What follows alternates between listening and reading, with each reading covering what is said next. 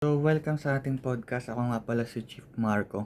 So, ah check nyo na lang yung isa nating YouTube channel na Chief Marco 13. Nandun lahat ng natin music.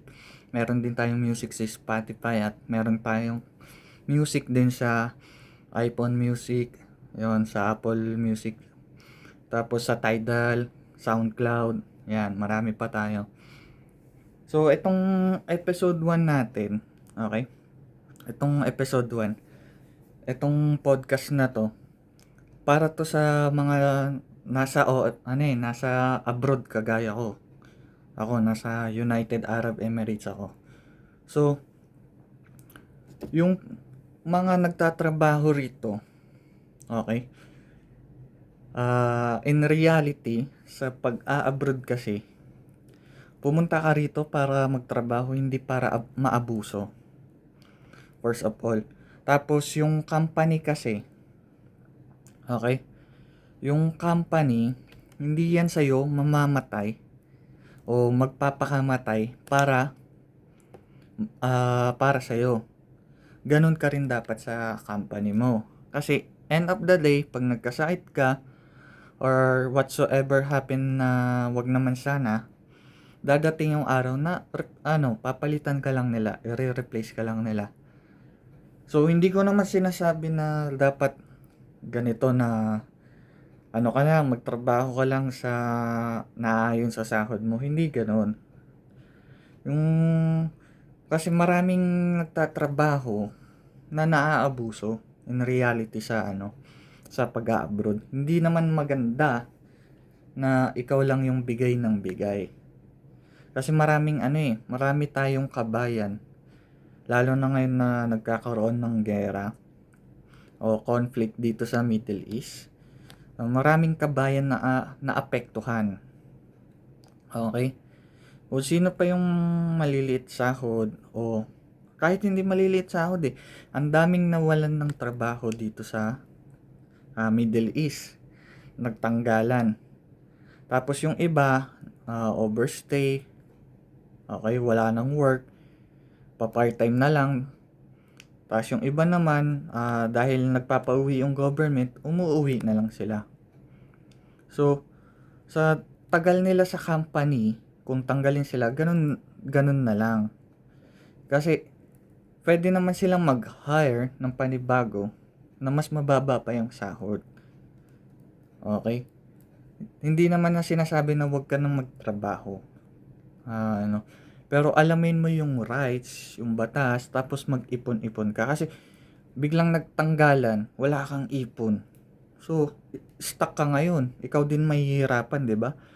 So, hindi rin maganda 'yun. Okay sana kung ang company is handang mamatay sa iyo. Like, ikikip ka nila lalo na pag walang business, lalo na pag mahina. Ito yung pinakamasakit. Pag mahina na, dyan na sila mamimili ng tatanggalin. Tapos, pinakamalala pa sa abroad, sa pag-a-abroad, pasensya na. Nandyan lahat ng politics, kahit sa ang company. Kahit dyan sa Pilipinas, nandyan yung politics.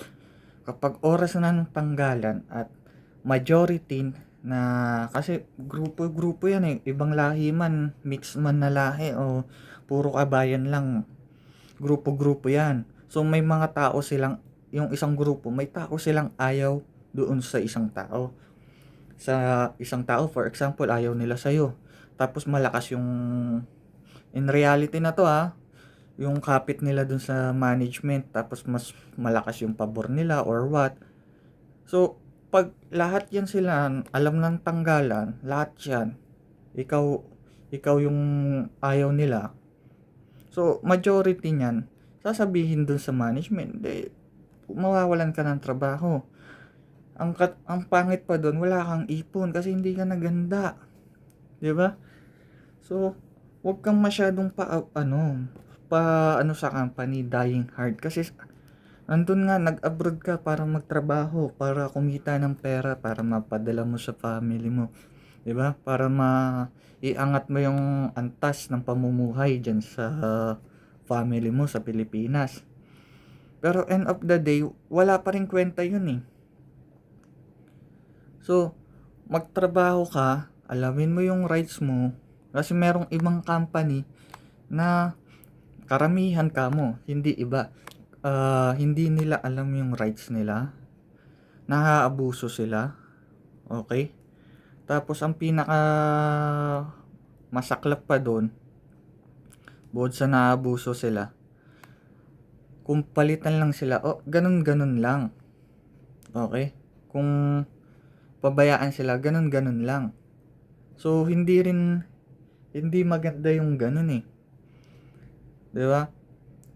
Meron nga yung nag-overstay.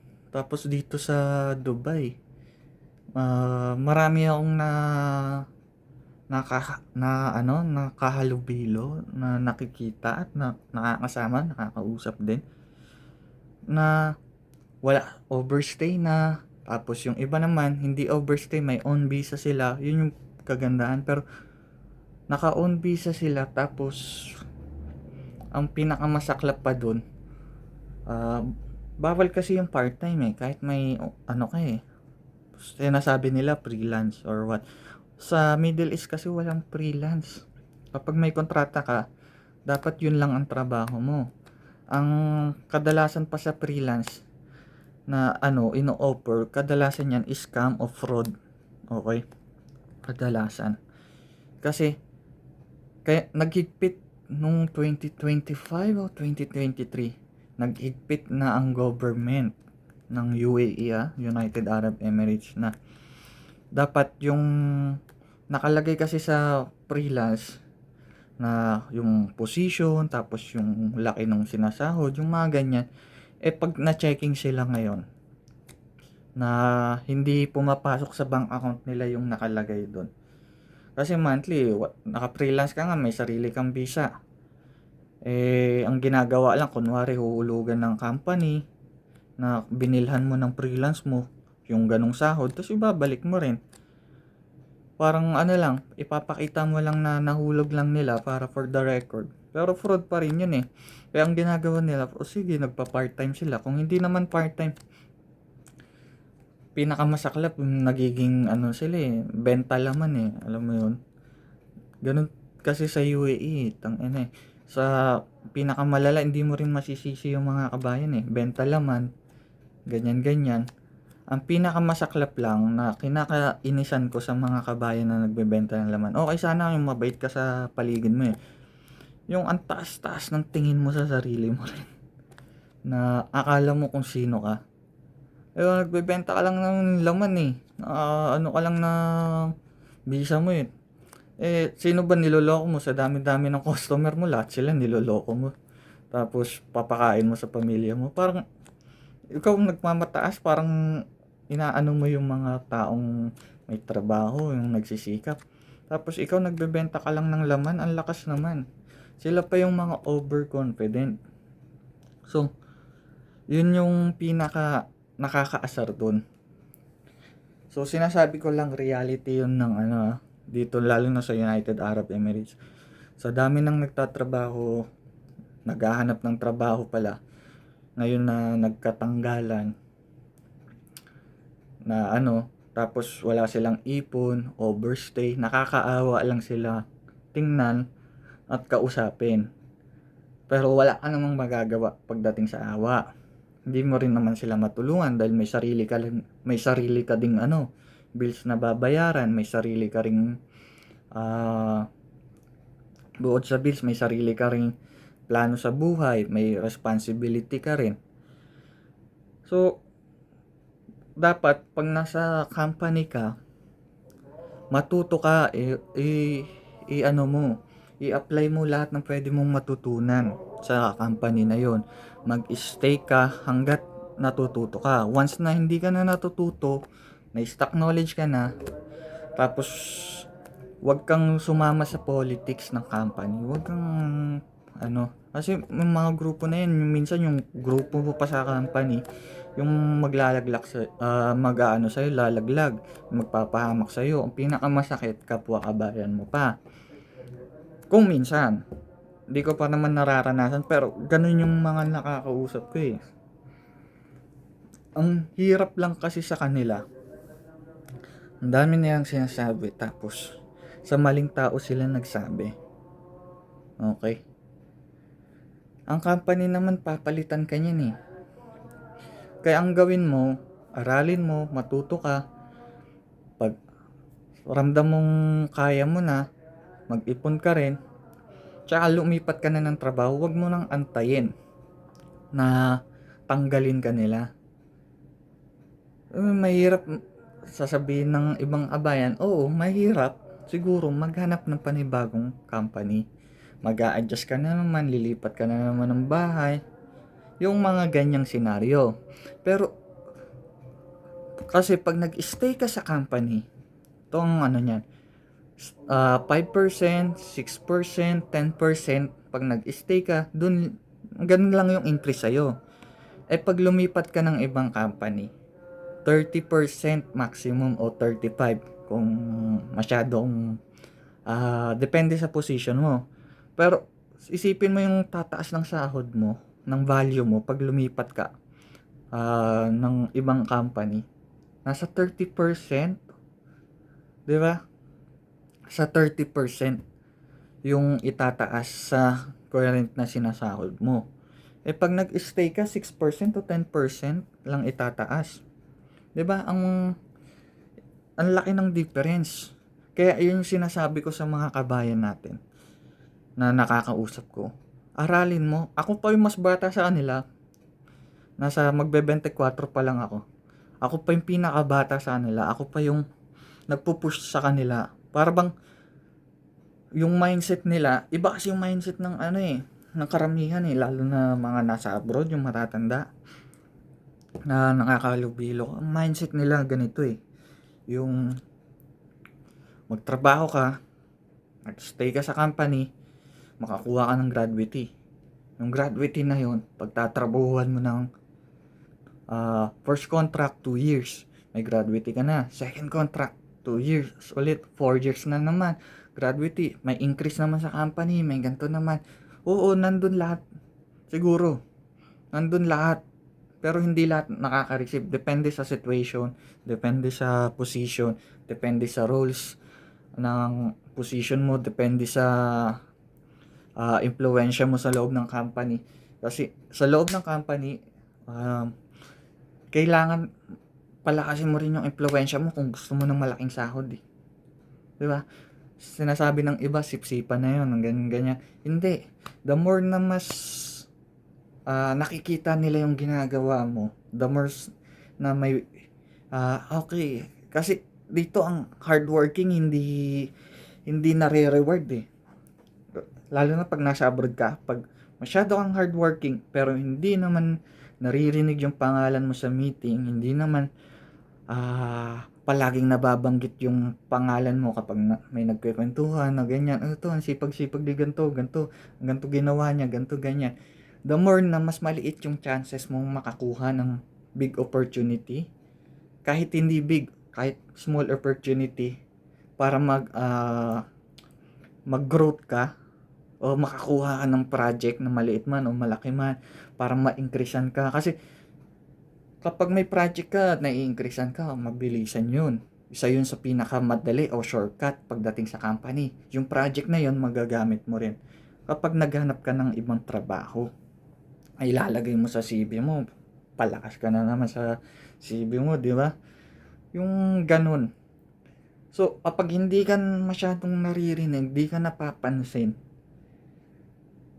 hindi ka magkakaroon ng opportunity. Hindi pwede yung hardworking ka lang pag nasa ibang bansa ka na. Okay? Tsaka hindi pwede na hardworking ka na abuso ka. Kasi ang kadalasang mga nakakausap ko, nirereklamo, ako naman nagtatrabaho dito, akong gumagawa, halos lahat. Oo nga, ikaw lahat gumagawa. Ang tanong, sino ba yung napapansin? Sino ba yung nabibigyan ng opportunity? Hindi sila yung mga sipsip. Siguro yung iba, sipsip talaga. Sumbong dito, sumbong ganyan, ganyan, ganyan. Pero yung mga nabibigyan ng opportunity, sila yung madalas naririnig sa meeting, closed door, hindi siya open. Sila yung madalas nababalitaan kahit sobrang layo ng branch o kahit magkakahiwalay ng branch, putok yung pangalan nila. Alam mo bakit? Sa pakikisama, yung trabaho nila, napoprovide nila, napapasa nila yung on time, hindi sila nag-overlap. Yung improvement nila, pinapakita nila sa lahat. May bago silang natutunan, sasabihin nila sa lahat, pagmamayabang nila sa lahat. Nagiging sip-sip sila sa siguro sa mata ng iba. Kasi, sobrang boka na ito. Yung natutunan niya, kayang-kaya ko yan eh. Oo nga, kayang-kaya mo, alam mo kung paanong gawin. Pero ang tanong, binobroadcast mo ba para marinig ng lahat? Iba naman yung broadcast sa chismis eh. Yung binobroadcast mo na in the good terms na, wari, may bago kang nagwo-work ka as let's say example na lang sa pagiging barista. May bago kang natutunan, kumuha ka ng certificate. Tapos yung mga bagong nakasama, nilipat ka sa ibang branch for example. Ngayon, tinuturuan mo sila ng mga natutunan mo. Tapos nagsishare ka ng knowledge. Yung ganong good term na broadcast. Yung nagsishare ka ng knowledge, nagsishare din sila sa'yo. Give and take. Tapos yung pakikisama ang pinaka-importante. Yun yung mga hindi nagagawa ng karamihan sa Pilipino. Kasi lalo ng mga dito sa abroad, hardworking. Natural yan sa Pilipino, hardworking. Tapos, sobrang hardworking nila. Hindi sila marunong mag-network ng sarili nila. Yung communication skills nila, hindi nila ini-improve. Hindi sila nakikipag-usap. Puro customer service. Puro product knowledge. Hanggang doon na lang yung cycle nila. Day 1 hanggang matapos na lang yung kontrata, paulit pa rin nilang ginagawa. So, hindi rin siya ganun kaganda. Kailangan matuto kang mag-network. Kailangan matuto kang ipakita yung mga achievement mo. Tapos, the more na naririnig ka, kilala ka sa mga branches, ganito, maganda yung pakikisama mo. Syempre, pag maganda pakikisama mo sa tao, marunong kang mag-network, kahit napakalayo ng branch, okay? Kahit hindi mo na sila nakakatrabaho everyday, nalipat ka sa ibang branch, tapos may magandang nangyari sa'yo, mababalitaan pa rin nila yun. Kasi, either na nakafollow sila sa'yo sa social media, friends kayo sa WhatsApp, nakafollow kayo sa isa't isa sa Instagram, nakikita nila yung status mo sa Facebook, updated yung LinkedIn mo. Yung mga ganun na hindi kasi nila mga kabayan natin, hindi nila nakikita yung power of influence eh. Kung gaano ka importante yung impluwensya pagdating sa abroad. So, pag ganun kasi, pag naririnig ka, mas maganda yung opportunity, mas mabilis mag-open yung doors, mas mabilis yung improvement mo, mas mabilis yung growth, mas mabilis yung chances mo na mapansin ka ng company. So, pag ganun na yung nangyari, mapansin ka ng management, kasi may level yan eh, higher, mid, or whatsoever. May mga level ng management yan kahit sa isang branch eh. Diba? May employee ka, may maliit ka na janitor, employee, na supervisor, mga ganyan-ganyan, assistant manager, in charge, store in charge, whatsoever na gusto mong itawag. Basta may mga level ng management yan eh. So, kaya siya nagiging sip-sip at hindi nagugustuhan ng karamihan ng katrabaho na sobrang hardworking lang pero hindi sila marunong mag-network ng in the good terms. Gaya nga ng sinabi ko, wag yung bad terms, kasi yung bad terms, yung networking na yun na ginagawa nila, hindi yun scam baka niisip nyo networking scam palagi. Yung networking na sinasabi ko is hindi sila marunong makipag-communicate, hindi, puro chismis lang sila, chismis, negative, yung circle puro inom dito, ganyan, party, pa-impress, bili ng ganito, iyayabang. Tas end of the day, oras na ng tanggalan, iyak-iyak, ganito ganyan, wala akong ipon, ang hirap maghanap ng trabaho, ganito ganito na ako. Ang kalaban mo lang sa abroad, maliban sa lungkot, yung sarili mo. Kasi ang tutulong lang din sa'yo, sarili mo. Walang ibang magso-survive sa'yo kundi sarili mo. 'Di ba? Walang ibang hahatak sa'yo kundi sarili mo. Kasi yung family mo, nandiyan sa Pilipinas, o either kasama mo, hindi ka habang buhay matutulungan yan. Hindi habang buhay kakarguhin ka niyan. Kaya yung nakakaawa lang yung mga kabayan natin na nag-a-abroad. Kasi karamihan ng nakausap ko, putang ina, overstay na sila, walang trabaho. Ang part-time naman dito, hindi naman palaging may part-time. So, paano sila nabubuhay? Isipin mo yun. Kaya, yung mga nagbebenta ng laman, pag sa babae, ewan ko sa lalaki, wala pa naman ako namimit na ganun eh. Pero marami sa Dubai yung mga babae, sorry to say sa mga kabayan natin, nagbebenta ka ng laman, okay lang, naintindihan ko, pero bakit ang yabang mo? Bakit halos ikaw na nga yung 50-50 sa buhay? Ikaw pa yung malakas magreklamo sa mga ganyan. Saan ka ba nakatira? Makikita mo yung bahay nila, tangina, loop bed, partition, bed space. Okay lang eh. Okay lang na ganun eh. Nagsisave ka ng money. Hindi ka nakatira sa villa kasi hindi mo afford kasi yung sa Dubai, bihira yung villa. Medyo mahal din. Tapos ang kadalasan doon mga flat lang. So okay lang 'yun. Hindi mo afford 'yun. So magse-save ka ng money pero yung binebenta mo ng laman mo tapos mayabang ka pa. Ikaw pa yung kala mo may-ari ka, ikaw nagpapakain sa lahat.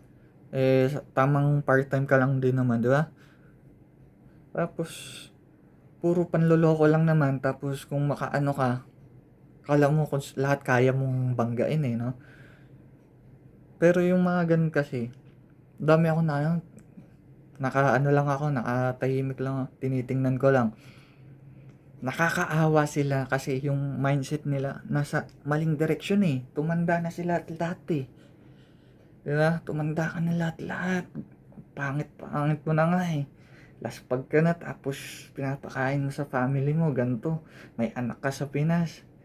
Hindi ka naawa. Tapos pag mayabang ka pa, ang iniisip ng family mo dun sa bansang Pilipinas na mapera ka, ganyan-ganyan. Siguro magkakapera ka pag may customer ka, pero isipin mo yun. Tanginang yan. Papakain mo sa anak mong ang alam ng anak mo na hardworking ka dito nung maayos-ayos ka. Tapos in reality pala, pokpok ka lang pala. Yung mga ganun. Hindi ko naman nilalahat. Nakaka-irita kasi sa dami ng ganun. May intindihan ko yung good part eh. Na kailangan mong gawin para makasurvive. Kasi nga, walang trabaho, ang daming nawalan. Pero, okay, naintindihan ko yun. Pero yung side na medyo over the line ka na hindi mo napapansin. Tapos, napakaingay mo pa. Parang wala kang respeto sa iba. Yun yung hindi ko maintindihan eh. Utak squatter, alam mo yun. Mas matitino yung mga nasa squatter sa Pinas eh. Mas sila eh, marunong makitao eh. Pero yung sa'yo parang mas malala eh, no? Yung mga ganong tao na dito sa Dubai, sorry to say, pero napakarami. Ganito lalo na pagdating sa Dubai, sa Abu Dhabi meron din naman eh. Sa lahat ng Emirates, basta Pilipino, ang daming bayaran dyan. Nakakaano, lalo na kasi ako madalas akong mag-travel eh. Either Dubai, Abu Dhabi, Al Ain. Paiba-iba ako ng location eh. So, ang dami kong nakakasalamuha. To travel akong ganyan-ganyan. Depende sa kailangan kong gawin sa buhay. Depende sa sideline o hassle. Kasi kung asa ka sa trabaho sa abroad, nga ka.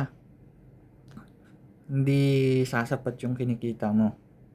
So, Siguro sasapat kung marunong kang mag-budget o hindi ganun kalaki yung bills mo. Okay? Depende sa status mo rin. So, ganyan nga, nagta-travel akong ganyan. Punta rito, punta doon. Dami kong nakakausap, ganyan. Talagang maiirita ka sa mga ganong tao eh. Pero, di mo na lang papansinin eh. Tatahimik ka na lang kasi alam mo mas angat ka sa kanila eh. Mas may ano kay, mas iba yung mindset mo sa mindset nila eh. Iba yung pinagdaanan mo sa pinagdaanan nila eh. Hindi mo naman alam buong buhay niyan kung paano siya napunta diyan sa ganyang situation. Paano siya naging ganyan, yung ganyang ugali. So, isipin mo na lang yun eh. Iisipin mo na lang eh. So, yun yung sinasabi ko na habang bata ka pa, hindi ka pa ganun katanda, o kahit matanda ka na eh, dapat yung mindset mo nag-iiba eh. Like, okay na, okay kung may company ka, yung ganyan. Kaya yung sinasabi ko na ganito, based on experience ko to eh. Pasensya na dito sa podcast na to. Parang nirarant ko na ano, based on experience na nakikita ko, yung ganitong buhay sa abroad na in, iniisip ng lalo ng mga tao dyan sa Pilipinas na nasa abroad siya, nasa ibang bansa. Ang dami niyang pera. Ang dami niyang ganito. Lalo yung mga kaibigan nyo. Diba? Oh, ganito. Pwede ba pautang, ganyan. Kamusta na? Tapos may kasunod, pautang, ganyan. O sa family naman, kamusta ka na? Kailan ka magpapadala? Kasunod niyan. Kinapos yung budget. Kailangan ni ganito ng ganyan. Understand sa ano eh. Naiintindihan eh. Understandable eh sa side ng family. Pati sa kaibigan din. Sa mga kaibigan. Depende sa situation at sa closeness nyo sa relationship. Pero hindi ko ano rin na di mo rin maintindihan ang Pilipino pagdating sa abroad, puro resibo yung naiipon. Totoo yan. Kasi sobrang pagmamahal sa family, sobrang pagpapa-impress sa mga kaibigan, sobrang kahambugan, kayabangan. Nalilimutan na mag-save. Paano na lang kung tanggalin ako sa trabaho? Paano na lang hindi mag-work? Paano na lang kung may emergency? Paano na lang pagdating ng panahon na gano'n, wala. Talagang back to zero. Gahanap ng trabaho, ganyan-ganyan. Hanap ng trabaho. Ang pinakamalala,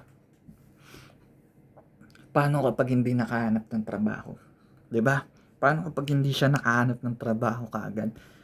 Tapos yung, sabihin natin nagkaipon, good for 3 months, 6 months. Paano na lang pag wala kang trabaho nahanap in that time? Na may ipon ka nga, sige. Hindi ka naman palagi magkakaroon ng offer kaagad ng trabaho. Baka tinanggal ka sa company, sumasahod ka ng 4,000 dirham, nasa 60,000 pesos yun.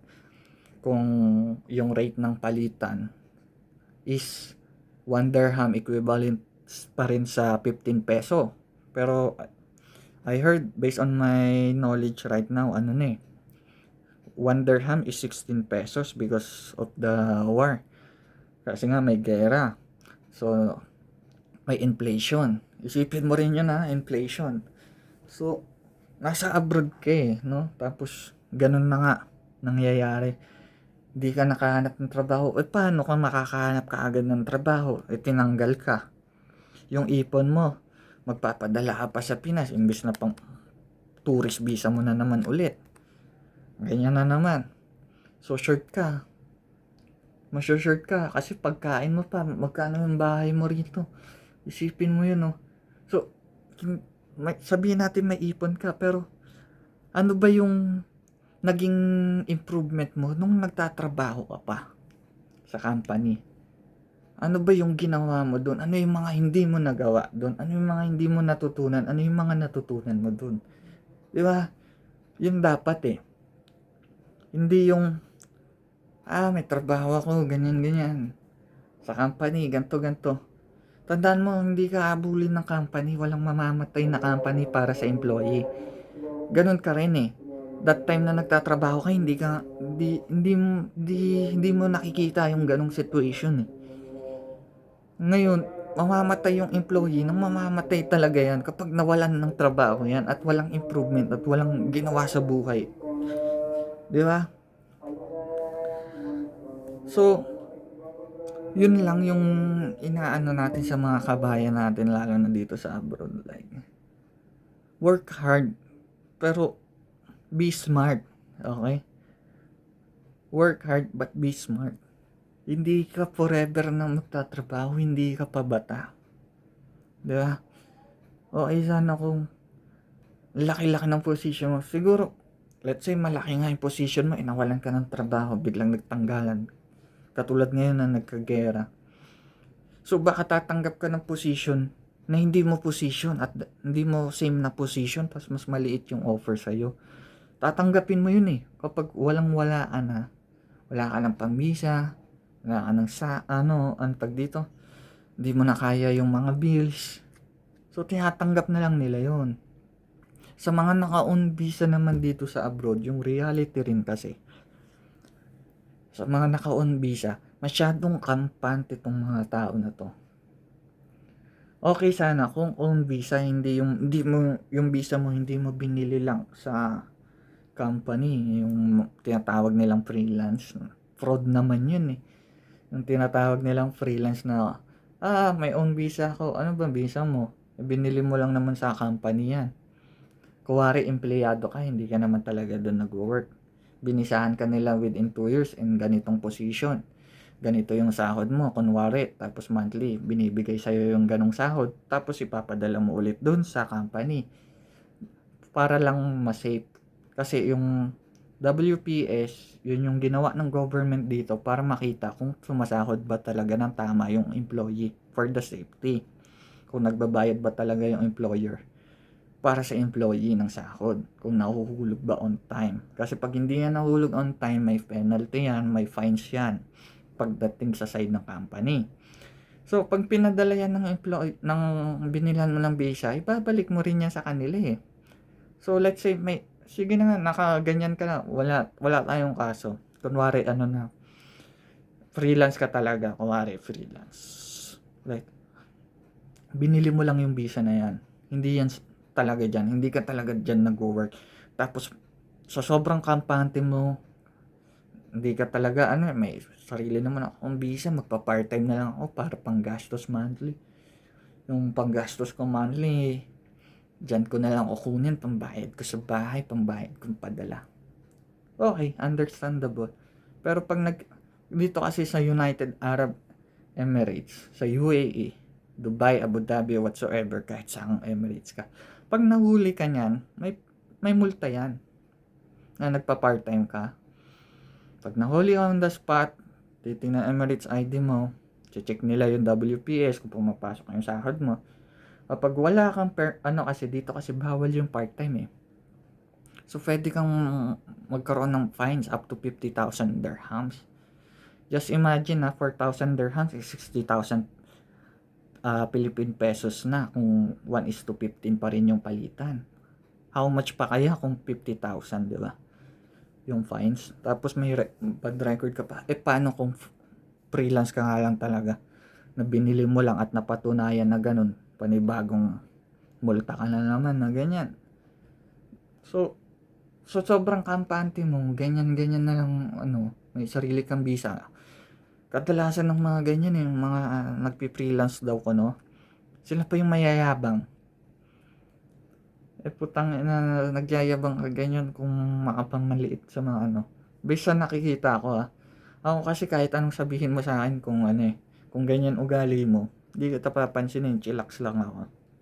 Bahala ka sa buhay mo. So, yun yung reality dito sa sobrang kampante nila, ganyan sila. Pag nahuli sila, yari sila. Pag walang part-time, nga sila. Di ba? Kasi yung sponsor na tinatawag, yung magtatayo ka ng free zone business na ikaw yung amo mismo. Ikaw yung owner.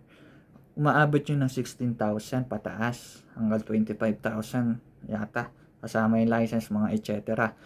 Yun yung naman kagandahan dito pag own business ka na visa. Yung self-sponsor kung tawagin.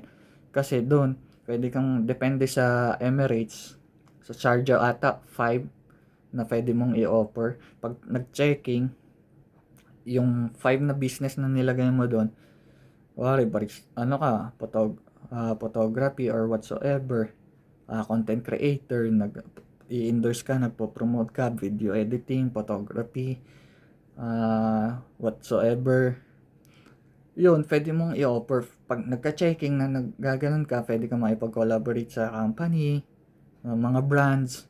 Pag nagka-checking na ganon, tapos nakita na, business niya to. Doon, wala kang sabit. Pero yung mga freelance ko no na na binili lang yung visa dyan sa company, tapos kunwari employee sila, pag nagka-checking, doon may sabit ka, illegal yun. Pero pag self-sponsor ka, na may sarili kang business, yung mga ino-offer mo na dun sa naka-register sa yung business, yun, valid yun. So, dun magsasucess ka. So, bakit kasi ganyan yung sinishare ko lang yung reality para makita nyo yung vision makita nyo yung totoong nangyayari sa kapwa natin Pilipino dito sa abroad, sa UAE. Kasi hindi rin madali. Sa company, hindi ka naman bubuhayin ng company. Ikaw ang bumubuhay sa company pag nagwo-work ka. Pag hindi ka naman nagwo-work, nga ka. So, wala kang ibang kakampi dito sa abroad, kundi sarili mo. Okay lang na sumama ka sa mga circle of friends, pero pailan-ilan lang.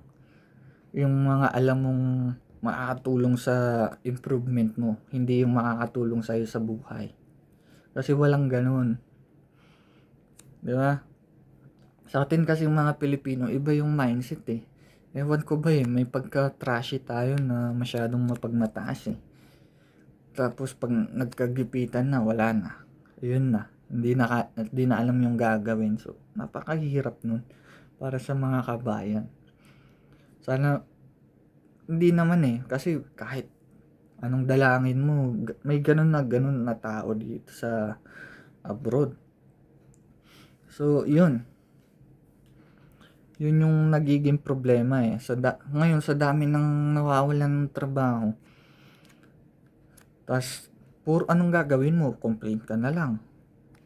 O bakit ganito? Tapos nandyan pa yung magsisisi ka ng tao. Kaya ako na ganito kasi ganyan. Kasi si ganito, ganyan.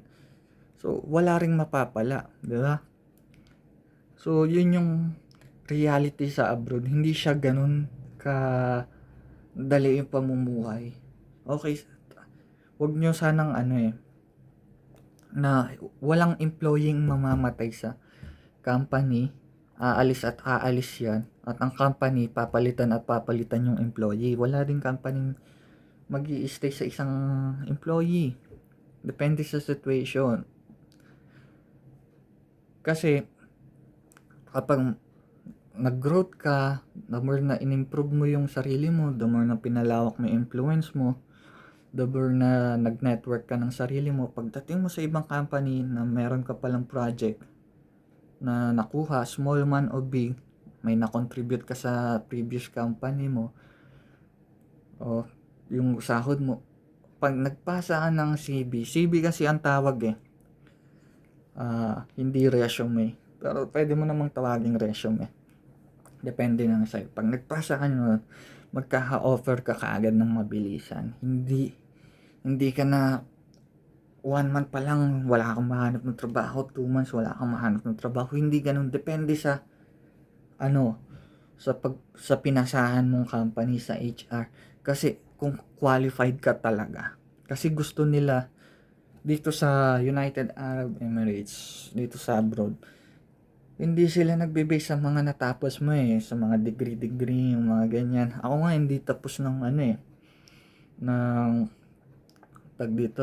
ng college, kahit nga high school hindi ko tapos So nagbe-base sila doon sa experience, contribution, anong maiambag mo sa company mo, yung mga ganyan.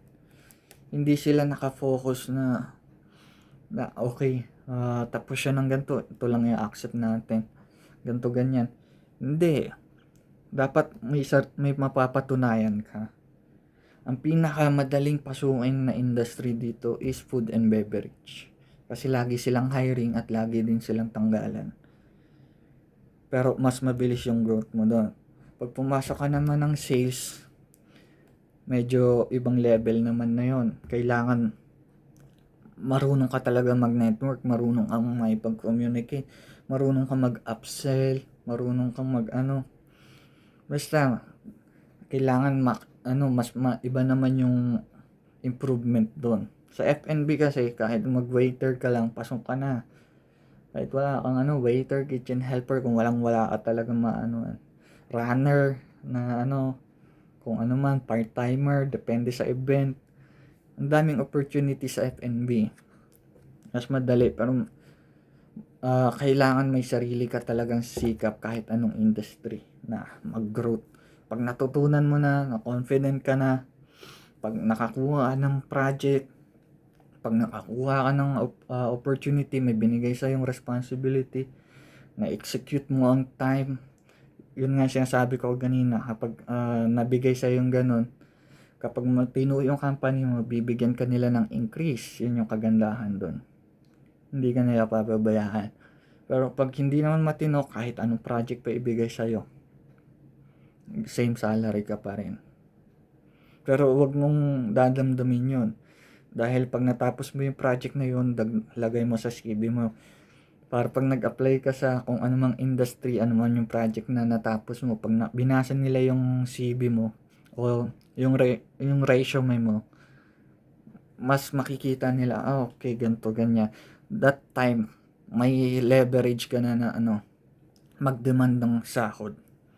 Na ganito yung sahod na gusto ko, ganito, ganyan. Ganito yung bracket niyan. Starting yung sahod na i-accept ko lang from ganitong amount hanggang dito na amount. Kung hindi align sa budget ng nag-hire, na company, yung nag-interview, kung hindi align sa budget nyo to, magkano ba yung budget nyo na close or whatsoever. May ganun ka ng power kasi may na-improve mo may nahawakan kang project, may na-contribute ka paano kung work ka lang, pasok sa time in, time out, same procedure, same na ganito. Wala kang man lang naiambag, wala kang man lang nahawakan ng project, wala kang man lang di ba? Tapos magagalit ka sa katrabaho mo, sasabihan mo siya ng sip-sip whatsoever. Sip-sip yan kasi close ng ganto-ganto, ganyan-ganyan. Sinisiraan ako niyan or whatsoever. Bad networking naman yon. So, puro negative depende kasi sa mindset ng tao sa abroad.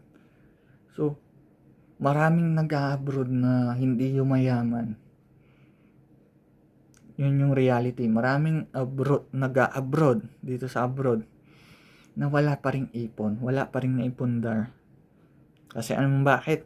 Sila mismo mabagal yung usad nila. Hindi nila pinupush yung sarili nila, masyado silang kampante, masyado silang relax, chill. Ayaw nila ng responsibility. Ayaw nila ng may hawakan. O hindi sa ayaw, takot sila sa improvement. Ayaw nila ng risk. Ayaw nila mag-take ng risk. Kasi risky. Papawakin ka ng project, masyadong risky. Papawakin ka ng ganito, ganyan, ganyan. Papagawa sa'yo to, masyadong risky siguro to. Paano na lang pag hindi ko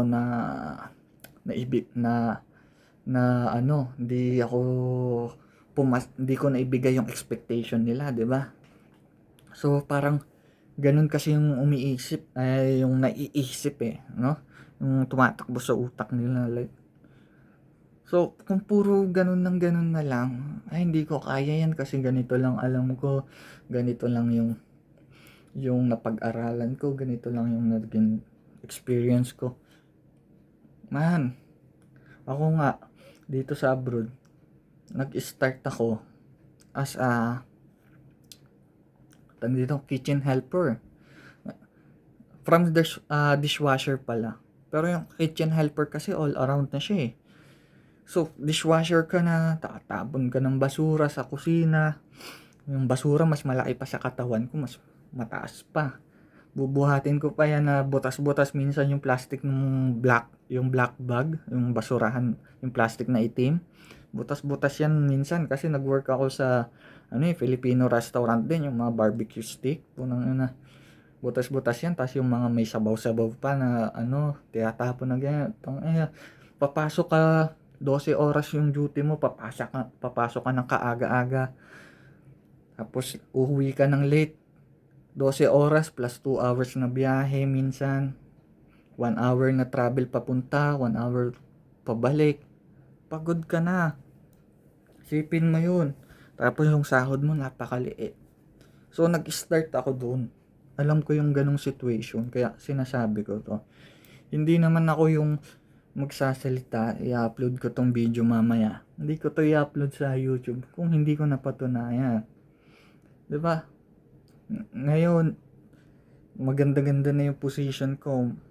Umawak na rin ako ng mga project. Hindi katulad dati na akala ko, maghuhugas lang ako ng pinggan, magtatapon lang akong basura, magbubuhat lang ako ng mga gulay-gulay o ng mga karne. Nag-start ako sa kitchen kasi doon talaga nag-start yung journey ko dito sa abroad. Pero sa Pilipinas, 16 years old, 15 years old, nagwo-work na ako sa diyan sa Magnolia. Peke lang yung resume ko nun eh. Yung edad ko, peke lang. Lubog pa nga tong pisngi ko eh. Mukha akong adik, payat. Ayun, patpatin, may kulay yung buhok, parang sisiw na sa palabunutan. Yung mga ganyan na senaryo. So, hindi talaga siya madali. Na ganun nga. Hindi siya madali. Mag-give ka ng time. Sa edad kong, ngayon kasi 23 ako eh, magti-24. Sa edad kong 19, nag-start ako rito. 18 years old. Nag-start ako mag-work dito sa abroad. Okay, so 18, 19, 20, 21, 22, 23. 5 years. 5 years, magsi 6 years na. Magsi 6 years na ako dito sa abroad.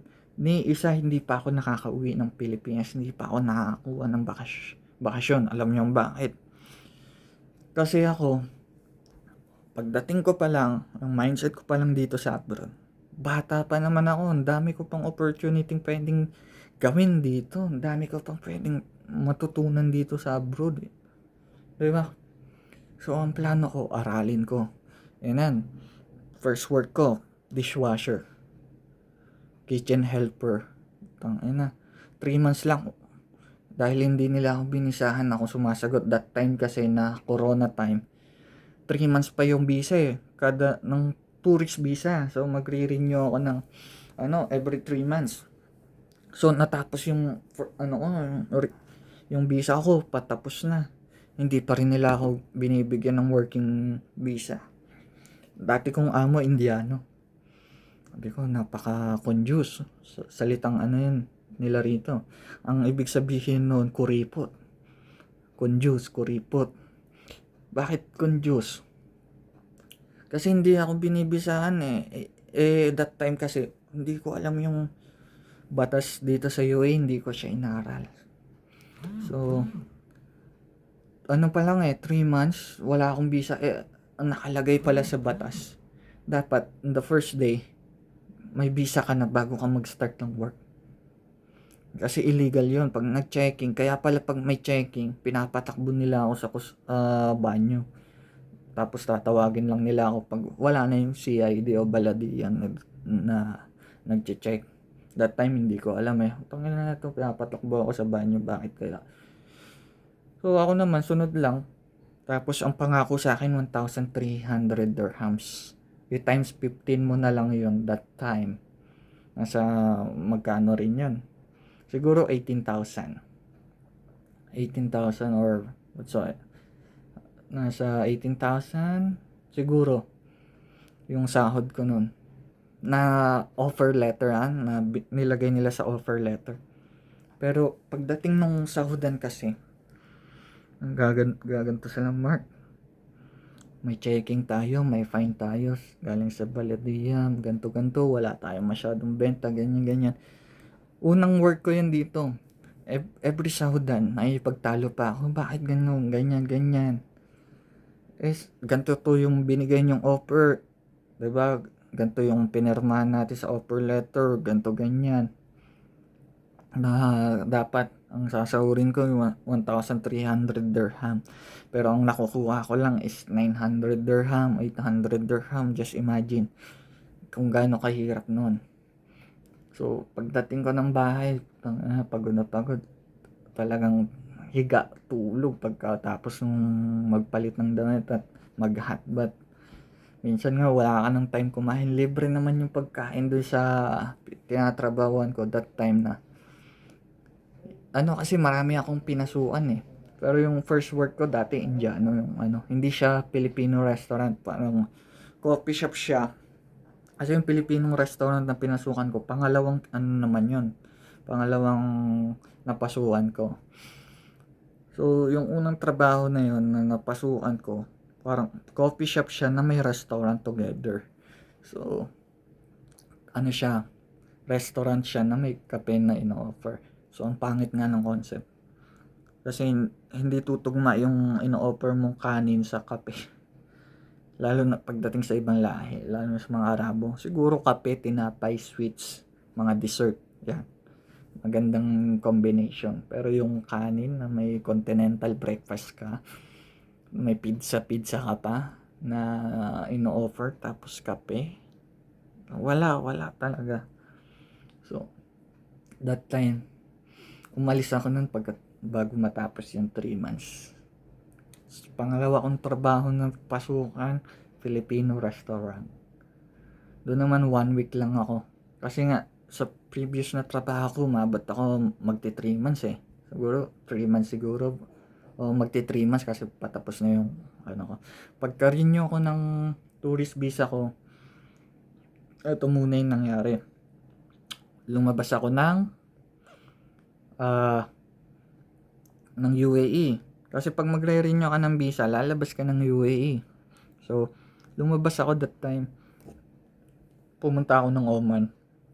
One day nag-stay ako doon bago lumabas yung tourist visa ko ulit, bago ako makapasok ulit ng United Arab Emirates. Nasa airport lang ako.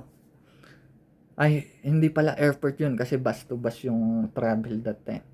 So, nandun lang ako sa hotel, nag-aantay na ma-process yung visa ko. Pagka-process nun, balik na naman ako United Arab Emirates. So, border to border lang yung nun, yung nangyari that time na travel ko, pag-renew ko ng tourist visa.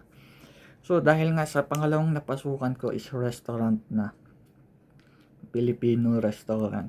One week pa lang na hindi nila pinaprocess yung visa ko, inalisan ko na. Alam mo bakit? Kasi that time na na-experience ko dun sa unang trabaho na hindi nga pinrocess yung working visa ko, na almost 3 months na ako nagwo-work pa, na parang nadala ako that time. Tapos matatapos na naman yung visa ko, dumating yung time nung inalisan ko yung pangalawang trabaho ko. Matatapos na naman yung visa ko, putang ina. Sa isip ko that time, ito na yung trabaho na parang hindi yata ako para sa United Arab Emirates. Parang walang gustong tumanggap sa akin dito. Walang gustong parang yung destiny ko wala rito. So, that time na matatapos ng trabaho ko, doon na nag-start yung journey ko sa coffee shop. Doon na pangatlong trabaho, nag-waiter ako. Umabot lang ako ng 6 months. Tapos, terminated ako. Alam mo yun, 6 months ako nag-work.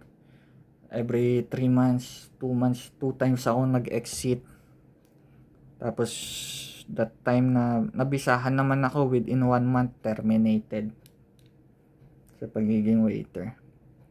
Pangalawang trabaho, naghanap-hanap na naman ako. Napasok ako ng panibagong coffee shop. 21 months, nag-stay ako, in-applyan ko junior barista kahit wala akong alam sa kape. Kasi yung napasukan kong coffee shop, waiter lang ako doon. Ang alam ko lang bumuhos, heart, latte art na heart lang ang alam ko. Tanya, pangalawang coffee shop na in-applyan ko, junior barista. Doon tumagal akong 21 months. 3 months na lang matatapos na yung first contract ko. Yun pa lang yung first contract na dapat matatapos ko. Inalisan ko siya. So, kasi nga alam ko na eh. So, nag-apply naman ako ng ibang company. Within 6 months na naman. Panibagong coffee shop. That time na panibagong coffee shop naman. 6 months na nag-work ako as a senior supervisor. Supervisor naman na barista. Parang head barista ka na rin. So, yung knowledge ko nun, medyo hindi pa gan ka alam eh. Pero yung confidence ko ba pagdating ko, paano ko i-handle yung interview. Doon nakuha ko yung job. 6 months ako nag-work, wala ring visa. Kasi in reality dito sa United Arab Emirates, may mapupuntahan ka talagang company na hindi ka bibisahan. Gagamitin at gagamitin ka nila. So, dahil nga ayaw kong maghanap na naman ng work kahit walang visa, pinatos ko. 6 months. Tapos, ayun na, 6 months na ako nag-work. Tapos ganito, ganyan nangyayari. Hindi ko nagugustuhan yung nasa paligid ko.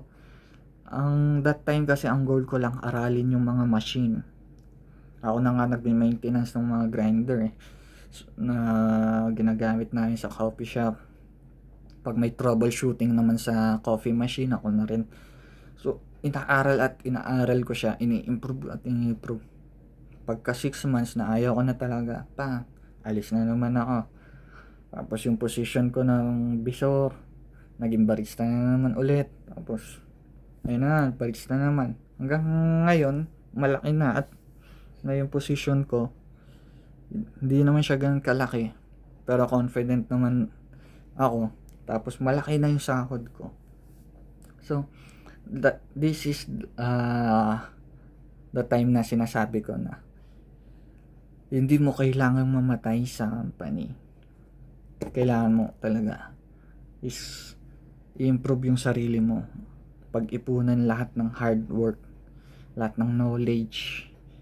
Tapos matuto kang i-network yung sarili mo. Kasi the more na paiba-iba ako ng trabaho, the more na okay, palipat-lipat pala siya trabaho, the more na yung mga knowledge na wala dun sa isa na-apply ko sa bago. So, yun lang. I keep moving lang talaga. Hindi ako nag-stay. Tapos lumalaki yung sahod ko. Hindi ko namamalayan. Kasi yung value ko mas tumataas based dun sa experience, sa knowledge.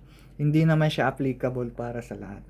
Kung sa akin gumana, baka hindi gagana sa iba. Pero yung sinasabi ko, huwag kang mag-stay dyan sa position. Huwag kang magpaabuso sa company mo. Alamin mo yung batas ng bansa, ng labor law, sa bansang kinaalagyan mo. Doon, matututo ka. Doon palang mag-i-start na tataas yung value mo. So, yun, hanggang dito na lang muna yung episode 1 natin. So, thank you so much. And have a good day. Peace out.